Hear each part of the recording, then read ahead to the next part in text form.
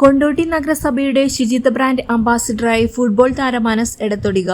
സ്വച്ഛ് സർവേഷൻ 2025-2026 ഭാഗമായി കൊണ്ടോട്ടി നഗരസഭയുടെ ശുചിത്വ ബ്രാൻഡ് അംബാസിഡറായി മുൻ ഇന്ത്യൻ ഫുട്ബോൾ താരം അനസ് എടത്തൊടികയെ ടി.വി. ഇബ്രാഹിം MLA പ്രഖ്യാപിച്ചു.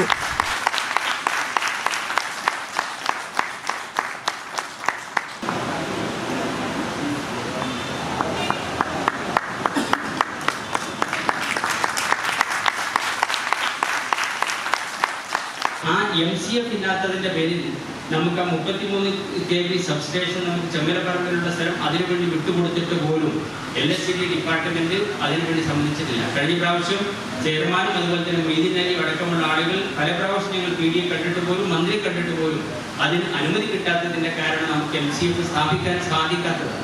അപ്പൊ ഇനി ഒരിക്കലും അങ്ങനത്തെ ഒരു പരാതി ഉണ്ടാവരുത്. നമുക്ക് MCF സ്ഥാപിച്ച് കേരളത്തിലെ തന്നെ ഏറ്റവും നല്ല മനോഹരമായ ശുചിത്വമുള്ള നഗരമായി കൊണ്ടോട്ടി നഗരസഭയെ മാറ്റാൻ നിങ്ങൾക്ക് സാധിക്കട്ടെ ഞാൻ ആശംസിക്കുന്നു. അതിന് നമുക്ക് ഏറ്റവും പ്രഗത്ഭനായ ഒരു ഫുട്ബോൾ പ്ലെയറെ തന്നെ നമ്മുടെ ഒരു സെലിബ്രിറ്റി എന്ന് ഞാൻ വീണ്ടും ആവർത്തിക്കുകയാണ്. അങ്ങനെ ഒരു ഫുട്ബോൾ പ്ലെയറെ തന്നെ നമുക്ക് നമ്മുടെ ഇതിൻ്റെ മുന്നിൽ നിൽക്കുന്ന ഒരു ഐക്കണായി ഒരു അംബാസഡറായി. അംബാസഡർ എന്ന് പറയുന്നതിൽ ഒരുപാട് അർത്ഥതലങ്ങളുണ്ട്. ഞാൻ അതിൻ്റെ വിശദാംശങ്ങളിലേക്ക് ഇപ്പോൾ പോകാൻ എനിക്ക് സമയമില്ല, അതുകൊണ്ട് ഞാൻ അതിലേക്ക് പോകുന്നില്ല. അംബാസഡറാണ്.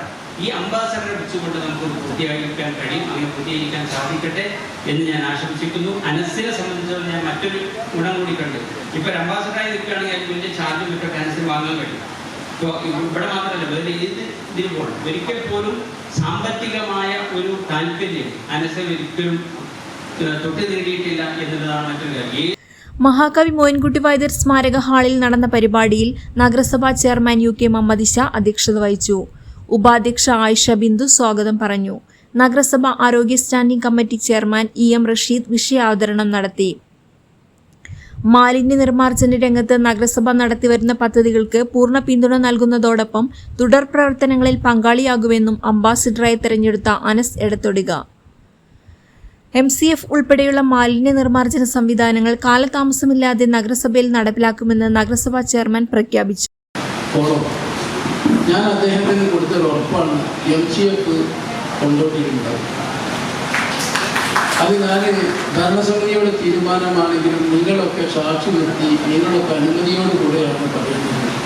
കൊണ്ടോട്ടിയിൽ നമുക്ക് എന്ത് വന്നാലും എന്ത് വില കൊടുത്താലും MCF നമുക്ക് സ്ഥാപിക്കണം. അതിന് നമ്മൾ മുന്നോട്ട് വരണം. നമ്മളെ സംബന്ധിച്ചിടത്തോളം ശുചിത്വ മേഖലയിൽ നമുക്ക് വലിയ അനുകൂലമായ സാഹചര്യങ്ങളാണ് വരുന്നത്. ഇപ്പോൾ നമുക്കറിയാം 15ാം ധനകാര്യ കമ്മീഷന് നമ്മൾക്ക് 40 കോടി രൂപയാണ് ദ്രവമാലിന്യ സംസ്കരണത്തിന് വേണ്ടി നമ്മൾക്ക് അലോട്ട്മെൻറ്റ് വന്നത്. അലോട്ട്മെൻറ്റ് വന്നപ്പോൾ നമ്മളൊക്കെ നല്ല പ്രതീക്ഷ തന്നെ. പക്ഷേ അതിൻ്റെ ഇടയിൽ ഒരു ആശങ്ക ഉണ്ടായി. കൊണ്ടോട്ടിയിൽ അതിനുള്ളൊരു സൗകര്യങ്ങളില്ല, ട്രീറ്റ്മെൻറ്റ് പ്ലാൻ ഉണ്ടാക്കാനുള്ള സൗകര്യങ്ങൾ ഏർപ്പെടുത്താൻ കഴിയില്ല എന്ന തരത്തിലേക്കൊക്കെ ചർച്ചകൾ വന്നിരുന്നു. പക്ഷേ നമ്മൾ വാശി പിടിച്ച് കാണുന്ന ആളുകളോടും ചോദിക്കുന്ന ആളുകളോടൊക്കെ നമ്മൾ പറഞ്ഞ് നമുക്കൊന്നും ഉണ്ടാക്കാൻ കഴിയും. കഴിഞ്ഞ മിനിഞ്ഞാന്ന് നഗരസഭയിൽ ഇതുമായി ബന്ധപ്പെട്ട് നമ്മളുടെ അന്വേഷണത്തിൽ വന്ന് നമ്മൾ തീർത്തും പറഞ്ഞ് നമ്മൾക്ക് ഉണ്ടാക്കി കൊടുക്കാൻ കഴിയും. 100%. അൽഹംദുലില്ലാഹ് ഇപ്പോൾ 40 കോടി രൂപ നമ്മൾക്ക് അനുവദിക്കും എന്നുള്ളതിൽ യാതൊരു തരത്തിലും.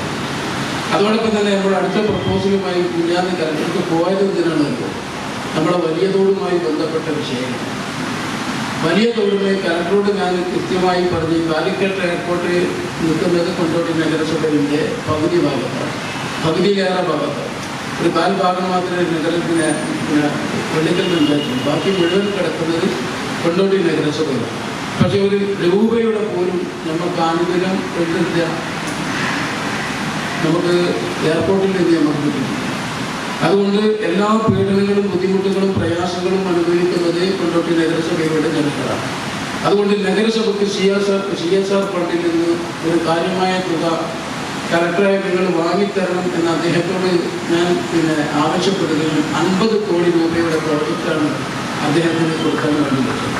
അദ്ദേഹം നല്ലൊരു അനുകൂലമായ സാഹചര്യമാണ് ചെയർമാനെ, അത് നമുക്കെങ്കിലും വാങ്ങിയെടുക്കാനുള്ള സംവിധാനങ്ങൾ ചെയ്യാൻ ഞാൻ നിങ്ങളോടൊപ്പം ഉണ്ടാവും എന്ന് അദ്ദേഹം പറഞ്ഞു. മാത്രമല്ല അദ്ദേഹം ആരോഗ്യ രംഗത്ത് ഉയർന്ന നിലവാരത്തിൽ സേവനം പഠിച്ചതാണ്.